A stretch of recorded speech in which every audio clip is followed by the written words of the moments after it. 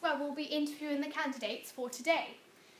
The election for the National Assembly for Wales is take place every 5 years. The 2016 election is held in 2 months' time.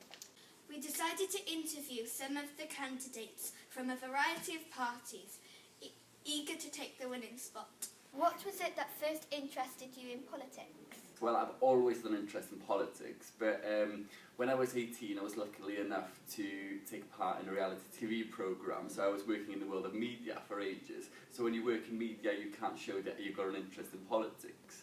So after I turned about 25, I've left politics because I became a teacher, a secondary school teacher, and I'm now working as a tutor at Cardiff University. So now it lets me to have full reign of my politics career. Back in the day, when I was a student, I realised that women didn't have such a good deal as men, and so I've spent most of my life campaigning for gender equality and for combating discrimination against everybody.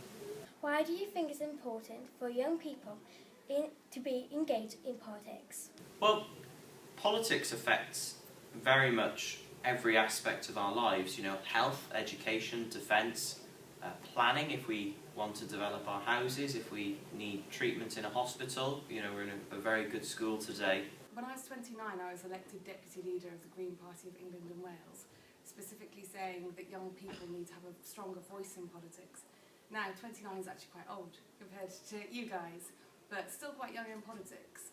And it's important because I'm now 31 and I don't understand the lives that you lead or the experiences that you have. And by better engagement of young people in politics, those voices can be heard. What do Plaid Cymru have to offer that other parties don't? Well, basically, if we look at the health system, first of all, what we want to do is get 1,000 more doctors here in Wales.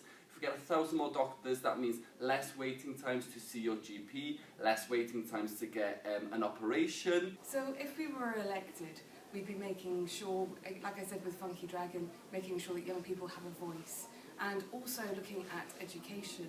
We don't believe that one size of education suits every single student, and that often we would need to make sure that the talents of each and every individual student shines through. Do you think Britain should stay as part of the EU, and why? So what I want to see is, I don't want to see us leave the European Union. I want us to be part of a reformed European Union where we can control our borders, where we can control the number of people who can come to Britain, our lawmaking, and the fact that judicial appeals are held in Britain, not in a foreign country. I definitely think Britain should be part of the EU. It would be madness, and particularly mad for young people, to leave the EU. The EU is the biggest trading zone in the world. We live in a very troubled world, and we also live in a world where very large companies operate not just in one country but globally. So if we're going to make them behave properly, pay people properly, not put people at risk at work, and not pollute the environment, then we have to be operating like they do across boundaries. This has been Freya, Beth and Chey, all reporting from Cardiff High School Reports.